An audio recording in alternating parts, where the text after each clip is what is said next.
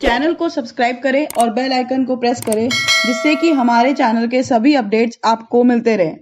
तो welcome to Bhairav institution guys. हम लोग का जो क्लास है वो कॉमर्स के ऊपर है। आज हम लोग का जो नया चैप्टर है nature and objective of business वो हम लोग स्टार्ट करने वाले हैं। तो हम लोग इसमें पढ़ेंगे कि बिजनेस क्या होता है। सबसे पहले बिजनेस क्या होता है, क्योंकि हमारे मम्मी पापा लोग जो होते हैं वो बिजनेस ही करते हैं, जिसकी वजह से हम लोग का फैमिली का अर्निंग हो पाता है।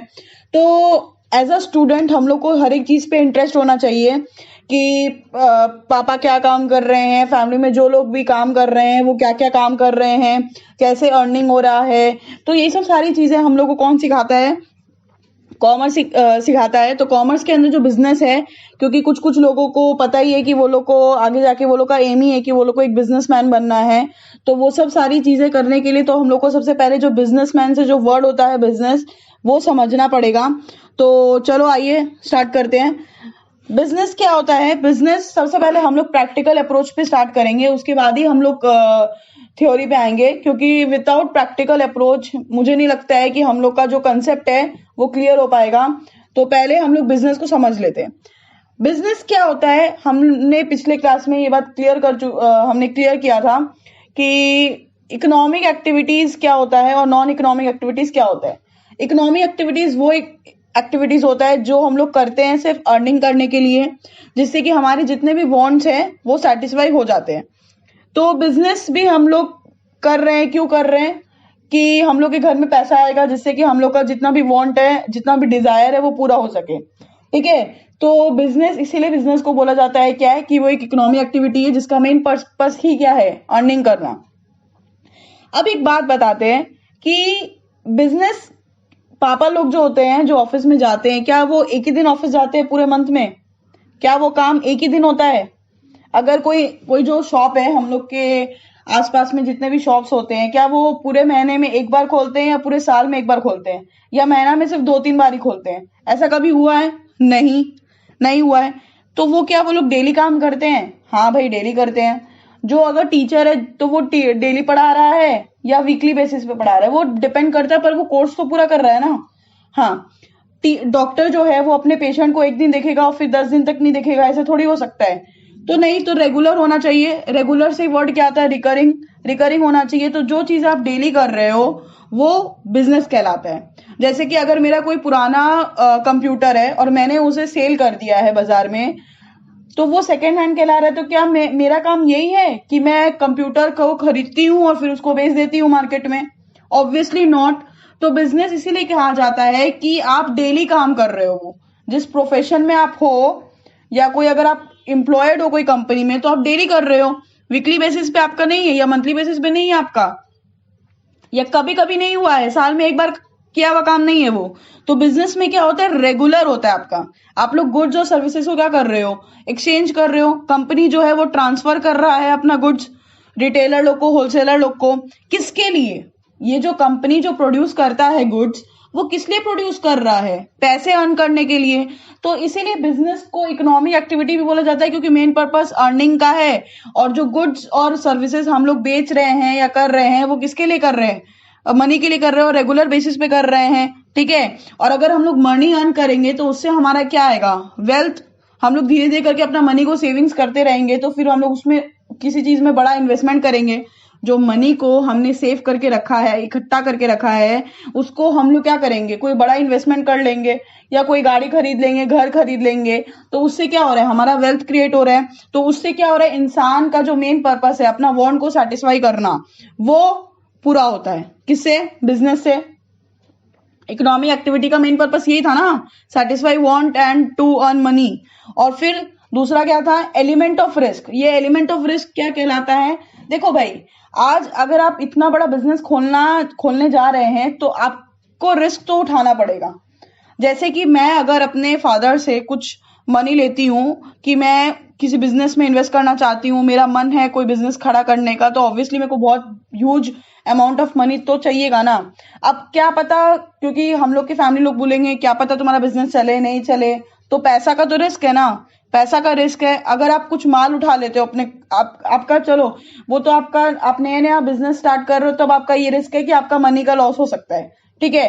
फिर दूसरा बात ये है कि अगर बिजनेस चल भी गया और अगर आप कोई गुड्स खरीदते हो, कोई 1 लाख का माल आपके दुकान में आपने रख लिया, अब वो माल नहीं चला, आपके मन में ये आएगा कि नया नया माल आया है, प्रोडक्ट मार्केट में नया नया प्रोडक्ट आया है, अभी चलेगा कि नहीं चलेगा, तो वो भी दिक्कत है। तो बिजनेस क्या करता है, बिजनेस में रिस्क भी है। अगर आपको ऊंचा उठना है तो आपको रिस्क तो उठाना ही पड़ेगा, सबसे बड़ा बात यही है। अगर आपको ट्रेजेडी करना है, अगर आप चाहते हो कि सक्सेसफुल हो, तो आपको हर एक चीज के साथ कहीं ना कहीं अपने लाइफ में एक बार रिस्क तो उठाना ही पड़ेगा। तो बिजनेस में क्या आता है, हम लोग ने पढ़ा बिजनेस इकोनॉमी एक्टिविटी है। इकोनॉमी एक्टिविटी का पर्पस ही यही होता है कि आप मनी अर्न करोगे, मनी अर्न करने से आप वेल्थ क्रिएट करोगे और फिर वो सारी चीजों से आपका जो वांट है वो सेटिस्फाई होता जाएगा। और सबसे बड़ा बात है कि आपको रिस्क तो उठाना पड़ेगा। तो बिजनेस क्या होता है, इकोनॉमी एक्टिविटीज होता है। It may be defined as an economic activity which involve regular transfer और exchange of goods and services. आप एक महीना में एक बार काम कर दिया, साल में मैंने अपना एक बार सेकंड हैंड फोन बेच दिया, तो वो मेरा काम नहीं हो गया, मेरा बिजनेस नहीं हो गया है। ठीक है, for a price. Obviously business क्यों कर रहा है इंसान, कमाई करने के लिए, जिससे कि वो प्रॉफिट कमा सकेगा और अपना वेल्थ क्रिएट कर पाएगा धीरे धीरे करके, और उसका जितना भी वांट्स है वो सेटिस्फाई हो जाएगा और उसमें रिस्क तो आएगा ही। तो ये सारी चीजें थी कि बिजनेस का डेफिनेशन क्या होता है। अब हम लोग आते हैं फीचर्स में।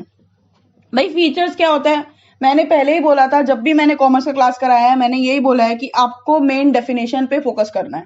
अगर आप उसका डेफिनेशन को पूरा एकदम अच्छी तरीका से जकड़ लेते हो तो फीचर निकालने में आपको कोई दिक्कत नहीं होगा, या उसको एलाबोरेट करने में भी कोई दिक्कत नहीं होगा।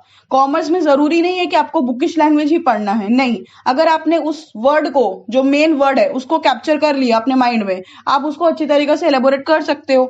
तो पहला क्या हुआ, क्रिएशन ऑफ यूटिलिटीज। अब ये क्रिएशन ऑफ यूटिलिटीज क्या है, सबसे बड़ा बात समझो।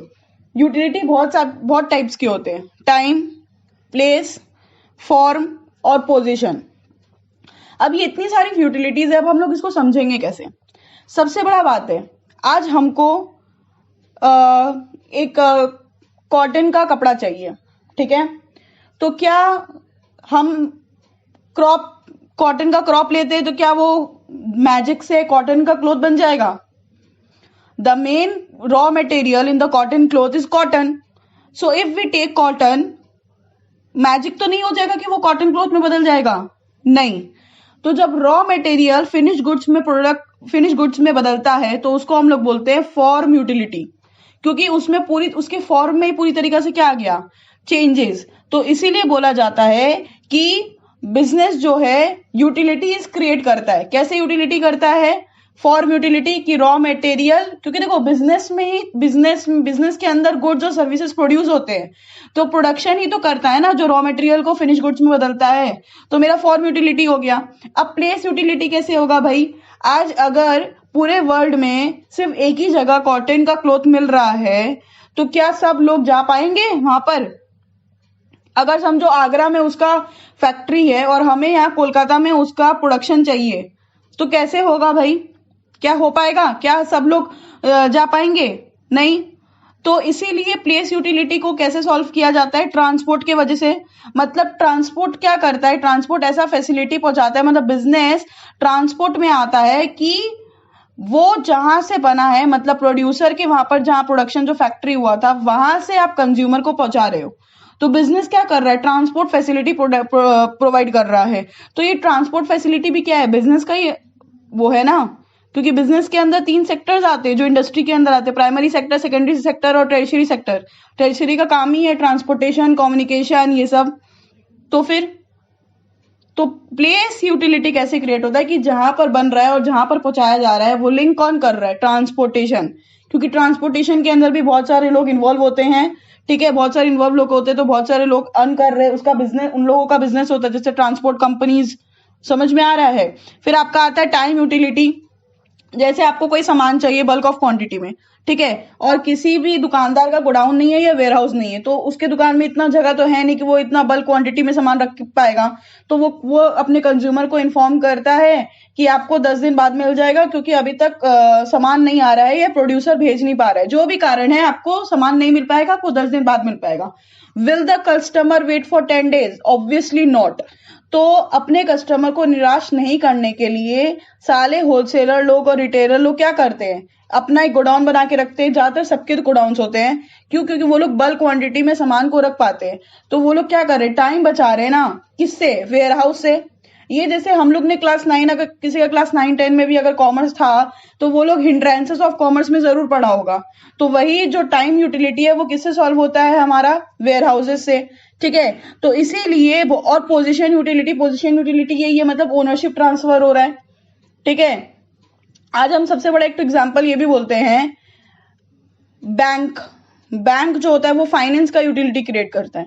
अगर कोई किसी इंसान को इंडस्ट्री खड़ा करना है या कंपनी खोलना है तो उसको सबसे पहले पैसा चाहिए, और इतना पैसा वो लाएगा कहां से? बैंक। तो वो फाइनेंस का जो हिंड्रेंस है वो कौन दूर कर रहा है? बैंक। तो ऐसी बहुत सारी रुकावटें आती हैं हमारे बिजनेस को स्टार्ट करने के लिए, जिसको कौन सॉल्व करता है? यूटिलिटी क्रिएट होता है। तो बिजनेस क्या करता है? गुड्स क्रिएट करता है, गुड्स बनाता है जो कि ह्यूमन वांट को अच्छी तरीका से सेटिस्फाई कर सके। आज बिजनेस का काम यही है कि वो गुड्स बनाए और ह्यूमन का जो वांट है उसको सेटिस्फाई कर सके। तो बिजनेस इसी के साथ साथ टाइम यूटिलिटी क्रिएट करता है, place, form, position utility to various types of goods. हर एक गुड्स का अलग अलग यूटिलिटीज होता है वैसे। तो बिजनेस क्या करता है? पीपल को सेटिस्फाई करता है वांट से। ठीक है, इकोनॉमिकली और इफेक्टिवली का मतलब होता है, इफेक्टिवली मतलब अच्छी तरीका से, और इकोनॉमिकली का मतलब होता है चीप तरीका से। चीप मतलब इन द सेंस सस्ता। तो मतलब बिजनेस के वजह से हम लोग को गुड्स सस्ता में मिल जाता है। कैसे? जैसे आप सबसे अच्छा एग्जांपल आप ले लो कि अगर प्लेस यूटिलिटी नहीं होता तो क्या सब लोग खाली एक ठो कोई सामान खरीदने के लिए आगरा जाते क्या? जिसमें आपका जितना कॉस्ट आपका वो गुड का नहीं, उतना तो आपका ट्रांसपोर्टेशन, आपका रहने का खर्चा, सब कुछ वगैरह वगैरह आप सोच लो। तो अगर आपका 10 रुपए का सामान है तो आपको तो 1000 रुपए के नीचे मिलने वाला भी नहीं। मैंने 1000 तो बहुत छोटा बोल दिया अमाउंट, समझ में आ रहा है? तो आपको बहुत इकोनॉमिकली आपको मिल जाता है वो सामान बिजनेस के वजह से। ठीक है, फिर आता है it carries goods from place of surplus to the place of scarcity. वहीं जहां पर वो बनता है वहां से प्लेस ऑफ सरप्लस मतलब जहां पर बहुत सारा ये पड़ा है, और वहां पर पहुंचाता है जहां पर एकदम भी नहीं है। स्कैरसिटी का मतलब होता है जहां एकदम भी नहीं है। तो ये प्लेस यूटिलिटी क्रिएट कर देता है। It may good available for use in future through storage. Time utility जैसे मैंने बोला, वेयर हाउस में आप जो होलसेलर या रिटेलर जो शॉप कीपर्स लोग होते हैं वो लोग क्या करते हैं, अपने गोडाउन में सारा सामान रख देते हैं, अपने वेयर हाउस में सामान रख देते हैं, जिससे कि टाइम बच सके। कंज्यूमर का भी और रिटेलर का फायदा ये हो रहा है कि उसका माल बिक जाए। समझ में आ रहा है? तो ये क्रिएशन ऑफ यूटिलिटीज, बिजनेस क्या करता है? यूटिलिटीज क्रिएट करता है। ठीक है, अब हम आते हैं number 2, dealing in goods and services में। तो बिजनेस इंटरप्राइज क्या होता है? हर एक जो बिजनेसमैन होते हैं वो किस में डील करते हैं? गुड्स में, सर्विसेज में। कोई लोग गुड्स बनाता है, कोई लोग गुड्स को बेचता है। ठीक है, सर्विसेज एम्प्लॉयड करता है, जैसे कि कोई मैकेनिक हो गया, ठीक है, एसी रिपेयर करने वाला हो गया। तो हर एक बिजनेस एंटरप्राइज क्या प्रोड्यूस कर रहा है? गुड्स और सर्विसेज प्रोड्यूस कर रहा है, और कोई लोग उसे खरीदते हैं, खरीद के दूसरे को बेचते हैं।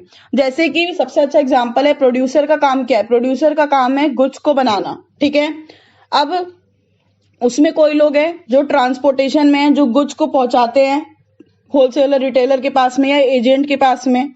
ठीक है, फिर वो लोग खरीदते हैं, होलसेलर रिटेलर लोग को गुड्स को खरीदते हैं और फिर उसको असली कंज्यूमर, असली मालिक के पास पहुंचा देते हैं। ठीक है, अब गुड्स दो टाइप्स का होता है, एक होता है कंज्यूमर गुड्स और प्रोड्यूसर गुड्स। देखो भाई, अगर हम लोग प्रोड्यूसर जो है वो गुड्स बना रहा है किसके पास? अल्टीमेट पहुंचाने के लिए, कंज्यूमर के लिए। तो जो इंसान, जो कंज्यूमर खुद कंज्यूम करता है उस गुड्स को, ना कि उसका मेन ऑब्जेक्टिव ये है कि उसको सेल करेगा तो वो नहीं होता है। अगर कंज्यूमर जो है उसका मकसद ही यही है कि वो सामान को क्या करेगा, वो सामान को खुद कंज्यूम करेगा, मतलब अपने यूज में लेके आएगा, ना कि उसको बेच के प्रॉफिट कमाएगा। तो कंज्यूमर गुड्स वो होता है जो डायरेक्टली यूज करता है कंज्यूमर, जैसे कि ब्रेड, टी, कॉफी, ये सब कुछ भी हो गया। ठीक है, जैसे कि हम लोग अपना स्टेशनरी का सामान लेके आते हैं, हम लोग खुद यूज करेंगे, ना कि मेरा मकसद ये है कि हम किसी और को जाके बेचेंगे। तो वो हो गया कंज्यूमर गुड्स। और प्रोड्यूसर गुड्स ये हो गया कि आप खुद मतलब प्रोड्यूस करते हो, मतलब या फिर जैसे कि मैंने रॉ मटेरियल्स मैंने अपने फैक्ट्री में लेके आया और मैंने उसको रॉ मटेरियल से फिनिश गुड्स में बदला, तो वो क्या हो गया? Producer goods. मतलब वो गुड्स जिससे कि हम कुछ और प्रोड्यूस कर पाएंगे, जैसे कि रॉ मटेरियल का हम लोग इस्तेमाल करते हैं, मशीनरी का इस्तेमाल करते हैं, क्योंकि बिना मशीन के तो कुछ बनने वाला नहीं है ना, with in a huge quantity. ठीक है, वैसे अब सर्विसेज, जैसे कि मैंने बोला कि अगर ट्रांसपोर्ट नहीं होगा तो क्या बिजनेस चलेगा? नहीं। वेयर हाउसिंग होगा तो टाइम यूटिलिटी कैसे होगा? बैंकिंग, मैंने ऑलरेडी बोल दिया कि अगर किसी इंसान को बहुत बड़ा कंपनी खड़ा करना है तो उसके लिए पैसा आएगा, तो पैसा कहाँ से आएगा भाई? बैंक देगा ना, तो वही बैंकिंग सर्विस प्रोवाइड होता है। अब इंश्योरेंस का सबसे बड़ा क्या है कि अगर समझो, हर एक, हम लोग ने सुना होगा कि हम लोग के जो पेरेंट्स होते हैं या जो एल्डर्स होते हैं वो लोग क्या करा के रखते हैं? हर एक चीज का इंश्योरेंस करा के रखते हैं। अब ये इंश्योरेंस का मतलब क्या है? देखो, इंश्योरेंस का मतलब ये होता है, देखो मेरा मकसद ये नहीं है कि आपको सिर्फ थियोरेटिकल पढ़ाना या जो चैप्टर में लिखा हुआ है वो पढ़ाना। मेन कंसेप्ट ये है कि आपको थोड़ा प्रैक्टिकल नॉलेज भी मिले, कि आपके घर में जो चीजें जो हमें सबके घर में होती हैं उसका थोड़ा प्रैक्टिकल नॉलेज भी मिले, जैसे कि अबाउट बैंक, अबाउट इंश्योरेंस, ये सब। तो हम लोग अब इंश्योरेंस के ऊपर पढ़ते हैं, ठीक है। इंश्योरेंस में ये है कि देखो, हम लोग इंश्योरेंस कराते क्या है, क्यों है?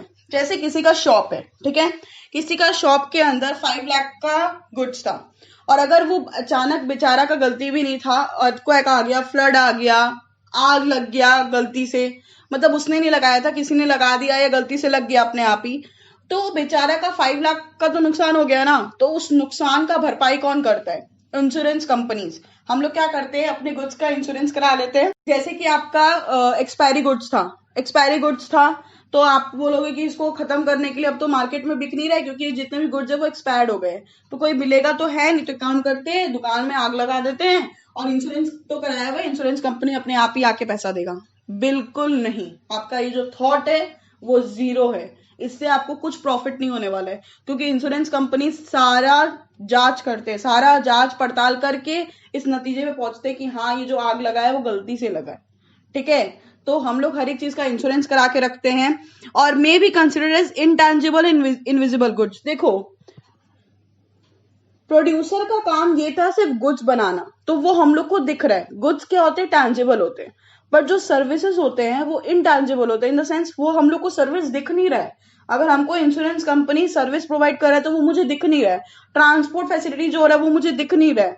वेयर हाउसिंग मुझे दिख नहीं रहा है। बट उनके वजह से हमारा जो प्रोडक्शन है उसमें बहुत इफेक्ट पड़ता है, because without that business won't be possible.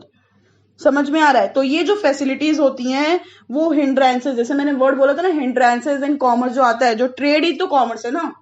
Trade मतलब बिजनेस करना। तो वेरियस हिंड्रेंसेस मतलब जितने भी रुकावटें या मतलब क्या बोल सकते हैं, रेजिस्टेंस, हमारे रेजिस्टेंस जो आते हैं बिजनेस को, उसको कौन दूर करता है? ये सारी सर्विसेज, जिससे कि हमारा जो गुड्स है वो अच्छी तरीका से सप्लाई हो सके, प्रोड्यूसर को पैसा आता रहे प्रोड्यूस करके, और जो कंज्यूमर है वो सेटिस्फाई रहे अपना गुड्स से। ठीक है, पूरा क्लियर है dealing in goods and services. अब हम आते हैं नंबर 3, कंटिन्यूटी इन डीलिंग। जैसे कि मैंने बिजनेस का डेफिनेशन में ही क्लियर किया था कि गुड्स अगर आप डेली बेच रहे हो तो ही वो आपका बिजनेस कहलाएगा, अदरवाइज नॉट। ठीक है, मेरे पास एक पेन था बहुत अच्छा, मैंने अपने फ्रेंड को दे दिया और उस फ्रेंड ने मुझे कुछ पैसा दे दिया, तो इसका मतलब ये नहीं कि मेरा बिजनेस हो गया कि मैं डेली पेन ही बेचने जाऊंगी बाजार में। No, not at all. तो dealing in goods and services become business only if undertaken on a regular basis. तो रेगुलर बेसिस पे वो काम होना चाहिए। जैसे कि एक बहुत बड़े महान व्यक्ति ने ये बात लिखा था, जैसे कि पीटरसन एंड प्लोमैन ने लिखा था, अ सिंगल आइसोलेटेड ट्रांजेक्शन, मतलब एक खाली ट्रांजेक्शन, मतलब खरीदने का या बेचने का, बिजनेस नहीं कहलाता है। रिपीटेड, अगर रिकरिंग, जैसे मैंने बोला था रिकरिंग वर्ड, तो रिकरिंग ट्रांजेक्शन अगर आपका होगा गुड्स खरीदने का और गुड्स बेचने का, वो ही बिजनेस कहलाता है, ना कि एक इकलौता बिजनेस, मतलब इकलौता सामान बेचना। समझ में आ रहा है? तो आपको डेली ट्रांजेक्शन करना पड़ेगा अगर आप बिजनेसमैन कहलाना चाहते हो तो उस फील्ड में। ठीक है, फिर हमारा आता है नंबर 4, सेल, ट्रांसफर और एक्सचेंज। ऑब्वियसली बिजनेस में क्या होता है, हम लोग गुड्स और सर्विसेज को ट्रांसफर कर देते हैं और एक्सचेंज में हम लोग को क्या मिलता है? पैसा। कंसिडरेशन का मतलब ही होता है for price. Obviously consideration means here price, जो कि हम लोग मनी में तोलते हैं। मतलब पैसा को हम लोग किस चीज में तोलेंगे? मनी में ना, कि कितना रुपया मिला भाई, 50 रुपया मिला, जो भी, वॉट एवर एग्जाम्पल। तो बिजनेस क्या करता है? गुड्स एंड सर्विसेज डिलीवर करता है उन लोगों को जिसको इसका जरूरत है, और जो लोग उसके लिए एबल है पैसा देने के लिए। देखो यहाँ पर एबिलिटी टू पे एंड विलिंग टू पे का मतलब क्या होता है? देखो यही चीज फर्क आ जाता है डिजायर और वांट में, जो कि हम लोग इकोनॉमिक्स में पढ़ते हैं। What is the difference between desire and want? Desire का मतलब होता है मेरा इच्छा है, बट क्या पता पैसा नहीं है तो हम नहीं दे पा रहे, तो डिजायर मतलब वो हो गया। और वांट का मतलब है कि मेरा इच्छा भी और मेरे पास इतना पैसा भी है कि हम उसको दे पाए, तो वो हो जाता है वांट। तो वांट वो कहलाता है जिसमें आपका इच्छा भी है उस चीज को खरीदने का और आपके पास एबिलिटी भी कि आप उसको पे बैक कर सको उसको खरीदने के लिए। तो बिजनेस का मकसद वही होता है कि वो डिलीवर करता है गुड्स एंड सर्विसेज को उन लोगों को जिसको इसका जरूरत है, और वो लोग इसका पैसा देने के लिए भी रेडी है। तो सेल मतलब बेचना, ट्रांसफर मतलब मैंने अपना गुड्स को ट्रांसफर कर दिया। किस लिए किया? एक्सचेंज के लिए। मेरे को उसके लिए क्या मिल रहा है? पैसा। ठीक है। फिर हमारा आता है प्रॉफिट मोटिव। अब देखो भाई, सबसे बड़ा ऑब्जेक्टिव बिजनेस का यही है, इकोनॉमिक एक्टिविटी है बिजनेस, तो इकोनॉमिक एक्टिविटी का मेन पर्पस यही है कि हम लोग को पैसा कमाना है। The main objective of business is to earn what? Profit. क्योंकि बिना प्रॉफिट के भाई कोई बिजनेस नहीं चलने वाला, क्योंकि आप कोई चैरिटी नहीं खोल के रखे हो, आप कोई चैरिटी या नॉन प्रॉफिट इंस्टीट्यूशन नहीं है आपका, कि अगर आप पैसा नहीं कमा रहे हो, प्रॉफिट नहीं कमा रहे हो, तो आपका जो बिजनेस है वो चल जाएगा, और मेन आपका घर चल जाएगा, क्योंकि आप घर चलाने के लिए बिजनेस करते हो ज्यादातर। ठीक है।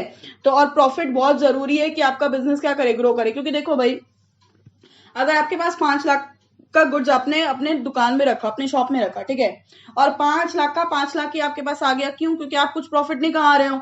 कुछ प्रॉफिट नहीं कमा रहे हो तो एक बात बताओ, क्या आप दूसरा गुड्स को खरीद पाओगे? क्योंकि आपका मेन सिर्फ 5 लाख ही है। ठीक है। आप कुछ प्रॉफिट नहीं अर्न कर पा रहे हो, और आपका बिजनेस ग्रो भी कैसे करेगा? जब तक कोई इंसान पैसा कमाता नहीं है, प्रॉफिट नहीं कमाता है, तभी ना वो ज्यादा इन्वेस्टमेंट कर सकता है। आप सिर्फ 5 लाख का सामान खरीद रहे हो और 5 लाख का ही मतलब आपके पास रिटर्न आ रहा है, तो बीच में डिफरेंस अमाउंट तो जीरो हो जा रहा है ना, तो आपका बिजनेस कैसे ग्रो करेगा? समझ में आ रहा है? तो प्रॉफिट बहुत, और ये जो प्रॉफिट आप अर्न कर रहे हो ऑब्वियसली थ्रू लीगल मीन्स होना चाहिए। कुछ गलत काम करके, थेफ्ट करके, डकैती करके, गैम्बलिंग करके, ये सब आपका जो पैसा कहलाएगा वो बिजनेस नहीं कहलाएगा। तो बिजनेस हमेशा लीगल और फेयर मीन्स से होना चाहिए, अच्छी तरीका से। आप अगर आप चाहते हो कि आपका नाम हो, आपका गुडविल बने मार्केट में, तो आपको अपना जो बिजनेस है, क्योंकि आपने देखा होगा बहुत सारे जो शॉप्स होते हैं वो कई सालों तक चलते हैं। क्यों? क्योंकि उन्होंने अपना बिजनेस नहीं, अपना नाम कमाया। कितने लोग तो सिर्फ बिजनेस चलाने के लिए नहीं करते हैं, पैसा कमा लेने के लिए नहीं करते हैं, अपना नाम, दे वांट ब्रांड। क्योंकि अगर आपका एक बार ब्रांड सक्सेसफुल हो गया ना भाई, तो फिर आपको कुछ करने की जरूरत नहीं है, आपके पास कस्टमर अपने आप ही आएंगे। तो बिजनेस क्या होता है, ये भी एक्सप्लॉइट ना करे, सोसाइटी को बेवकूफ ना बनाए सिर्फ पैसा कमाने के लिए। तो वो अगर आप एक बार बेवकूफ बना दोगे तो दूसरी बार कोई कस्टमर आपके पास आने वाला नहीं है, तो आपका गुडविल बनेगा नहीं। तो वही मेरा जो मैंने जो कहा कि आप बिजनेस करते हो अपना गुडविल कमाने के लिए, क्योंकि आपको पता है कि अगर आपका एक बार गुडविल बन गया ना, अपने आप कस्टमर आपके पास दौड़े भागे आएंगे। समझ में आ रहा है? फिर हमारा आता है number 6 point, element of risk, जो कि ऑलरेडी क्लियर हो चुका था डेफिनेशन में। अगेन, प्रॉफिट, अगर आपका रिस्क जो आपने उठाया था, जैसे कि मैंने अपने फादर से कुछ पैसा लिया, इन्वेस्ट कर दिया बिजनेस में, वो बिजनेस सक्सेसफुल हो गया और उसमें मेरा क्या आया? प्रॉफिट। तो प्रॉफिट आपका क्या है? रिवार्ड। प्रॉफिट आपका प्रूफ देता है कि आपने कितना मेहनत किया था, कितना बड़ा रिस्क लिया था। ठीक है। तो रिस्क क्या होता है? एक अनसर्टेनिटी होता है, बोल के नहीं आता है रिस्क। ठीक है। जैसे कि अब एक बात बताओ, अगर गवर्नमेंट ने बहुत सारा टैक्सेस के ऊपर बहुत सारा चेंजेस किया टैक्सेस के ऊपर, तो रिस्क है। रिस्क मतलब इन द सेंस आपको ज्यादा पैसा देना पड़ेगा। ठीक है। फिर अगर किसी कंज्यूमर का टेस्ट ही बदल गया उस चीज के प्रति, तो जैसे कि जो प्रोड्यूसर लोग होते हैं ना, कितना बार एक्सपेरिमेंट करते रहते हैं अपने गुड्स के साथ में, वो वैरायटी लेके आते हैं। ठीक है। तो वो लोग रिस्क ही लेते हैं ना। आज क्या सबसे पहले ब्रेड बनना स्टार्ट हो गया था क्या पहले? नहीं। जो प्रोड्यूसर लोग थे उन्होंने रिस्क लिया कि चलो बना के देखते कैसा बनता है। तो इसीलिए अगर हम लोग हमेशा क्या करते हैं, रिस्क उठाते रहते हैं। जैसे कि कस्टमर का अगर डिमांड चेंज हो गया, कंपटीशन बहुत ज्यादा आ गया, गवर्नमेंट ने अलग अलग पॉलिसी चेंज कर दिया कि नहीं वो गुड्स नहीं बिकेगा अब, तो ये रिस्क क्रिएट होता है। और कभी कभी रिस्क ये भी होता है कि आग लग गया, स्ट्राइक, एम्प्लॉयज लोग स्ट्राइक पे आ गए तो काम कैसे होगा, चोरी हो गया, तो ये सब की वजह से लॉस होता है। तो जितने भी लॉसेस होते हैं वो रिस्क के अंडर में ही आते हैं। देखो, बिजनेसमैन रिस्क को कम कर सकता है अपना दिमाग अच्छी तरीका से लगा के। वो अगर फ्यूचर को अच्छी तरीके से फोरकास्ट कर पाता है, जैसे कि हमारे जो फादर्स होते हैं, जो एल्डर्स होते हैं, जो ग्रैंड पेरेंट्स होते हैं, वो लोग ने पूरी दुनिया देख चुकी है, वो लोग पूरी दुनिया देख चुके हैं, तो उन लोग को पूरा आइडिया है कि कैसे बिजनेस चलाया जाता है, कितना ने कैसे नहीं चलाया जाता है। ठीक है। They advises us and for our benefit only. तो वो लोग को पता है, तो वो लोग यही चाहेंगे कि हम लोगों को कोई लॉस ना हो। तो अगर कोई अच्छा बिजनेसमैन है तो वो ऑलरेडी पहले ही फोरकास्टिंग कर लेता है और इंश्योरेंस बना लेता है। जैसे कि अगर थेफ्ट हो गया, थेफ्ट में भी आपका इंश्योरेंस चलेगा। अगर आपका फायर लग गया तो वो सब में भी आपका इंश्योरेंस लगेगा। तो जो इंसान लोग अपना फोरकास्टिंग मतलब अपना फ्यूचर पहले ही अच्छी तरीके से देख सकते हैं कि अगर बाई चांस रिस्क है, देखो कोई चाहता नहीं कि उसकी दुकान में आग लगे, नो कोई नहीं चाहेगा भाई, पर अगर लग गया तो हम लोग इंश्योरेंस करा लेते हैं। तो इसीलिए रिस्क ये सब उठाना पड़ता है, पर हर एक रिस्क को आप एलिमिनेट नहीं कर सकते हो, ठीक है। जैसे कि अगर फ्लड आ गया तो ये सब को आप रोक नहीं पाओगे, ठीक है। गवर्नमेंट अगर कोई पॉलिसी चेंज कर देता है तो वो आप उसके लिए आप कुछ नहीं कर सकते हो, ठीक है। फिर हमारा आता है नंबर 7। नंबर 7 में हमारा क्या है कि इकोनॉमिक एक्टिविटी वापस से वही है कि बिजनेस एक इकोनॉमिक एक्टिविटी है जिसमें कि गुड्स प्रोड्यूस होता है, डिस्ट्रीब्यूट होता है पैसा अर्न करने के लिए। और बिजनेस एक सोशल इंस्टीट्यूशन भी है जिससे कि हमारा जो, देखो बिजनेस का मेन मकसद तो प्राइमरी ऑब्जेक्टिव तो अर्निंग मनी है, बट उसके साथ साथ जो लोग हैं, हमारे जो एनवायरमेंट में जो लोग है, सोसाइटी है, उसका भला हो रहा है। कैसे? क्योंकि अगर हम लोग जो एज अ प्रोड्यूसर अगर हम अच्छा क्वालिटी का गुड्स अगर हम अपने कस्टमर को प्रोवाइड करेंगे तो वो लोग का जो स्टैंडर्ड है जीने का वो क्या हो जाएगा, रेज होगा। पहले हम लोग के कंट्री में कुछ उतना अच्छा टाइप का गुड्स नहीं मिलता था, पर धीरे धीरे करके ग्रोथ होने लग गया, एक्सपैंड करने लग गया, हमारा कंट्री का इकोनॉमी अच्छा होने लग गया। तो हर एक इंसान जो है उन लोग का स्टैंडर्ड ऑफ लिविंग क्या है, बढ़ने लग गया। तो इसीलिए बोल सकते हैं जितने भी इकोनॉमिक एक्टिविटीज होते हैं वो बिजनेस ही होते हैं, ठीक है। और अगर नॉन इकोनॉमिक एक्टिविटीज है, मतलब आपका पर्पस ही नहीं है कि आपको पैसा कमाना है, तो वो बिजनेस नहीं कहलाएगा, ठीक है। अगर आप कोई चैरिटी है तो वो चैरिटी आपका बिजनेस नहीं कहलाता है। तो वही हो जाता है इकोनॉमिक एक्टिविटी। अब ये सबसे मेन एग्जाम में बहुत बार आता है कि why business is considered as an art as well as science. क्यों भाई बिजनेस एक आर्ट इसलिए है क्योंकि देखो जैसे कि हमारे एल्डर्स लोग होते हैं, वो लोग के अंदर एक अलग ही काबिलियत होता है कि वो लोग फटाक से कस्टमर लोग को पटा लेते मतलब इन द सेंस मतलब परसुएड कर लेते कि हाँ भैया आइए आप मेरे दुकान से सामान खरीदिए। तो वो एक अंदर से कला है कि अगर कस्टमर अगर खरीदने भी नहीं आया ना तभी भी वो खरीद लेगा। तो वो एक स्किल होता है जो आपका एक्सपीरियंस से ही आता है। आपको एक दिन में एक्सपीरियंस नहीं आने वाला है उस चीज का कि आपको अच्छा बिजनेसमैन कैसे बनना है। तो बिजनेस इसीलिए एक आर्ट कहलाता है क्योंकि आप अपना स्किल का इस्तेमाल करते हैं, आप अपने एक्सपीरियंस का इस्तेमाल करते हैं। जो सामान मैं नहीं बेच पा रही थी इतने महीने से, वो मेरे पापा ने 2 दिन में बेच दिया। तो वो क्या था, उनका एक्सपीरियंस था। अब साइंस इसीलिए है क्योंकि कुछ रूल्स एंड रेगुलेशंस इसके ऊपर बेस्ड है। रूल्स एंड रेगुलेशंस मतलब जैसे कि गवर्नमेंट पॉलिसीज हम लोग को फॉलो करना होता है, कोई इलीगल काम नहीं करना होता है। कुछ प्रिंसिपल्स बेस्ड होते हैं कि हमारा प्रिंसिपल ये है कि हमने अपना बिजनेस खड़ा किया है तो इस सोच के ऊपर खड़ा किया है कि हम लोग का जो बिजनेस है वो जिंदगी भर चलता रहेगा। कोई भी बिजनेसमैन ये नहीं सोचता है कि आज हम लोग खोले हैं तो कल बंद कर देंगे, नहीं भाई। जो ये प्रिंसिपल्स लॉज ये सब जो होते हैं जो एक बिजनेसमैन अज्यूम करता है अपने बिजनेस को चलाने के दौरान। तो आई होप आपको सारी बातें क्लियर हो गई होगी एकदम। सो हमारा नेक्स्ट क्लास जो होने वाला है वो हमारा ये होगा कि वापस से हम लोग, ऐसे तो हम लोग समझ गए हैं कि बिजनेस एक इकोनॉमिक एक्टिविटी क्यों होता है, पर उसके ऊपर चीजें भी हैं कि 3 फैक्टर्स है जिसके ऊपर हम लोग ये बता सकते हैं कि why business is considered as an economic activity. फिर हमारा एक क्लास उसमें ये भी होने वाला है कि बिजनेस का मेन नीड क्यों है, वाई वी नीड बिजनेस। और ऑब्जेक्टिव्स भी आता है इकोनॉमिक सोशल। तो जितने भी हैं वो हम आगे के क्लासेस में करते रहेंगे।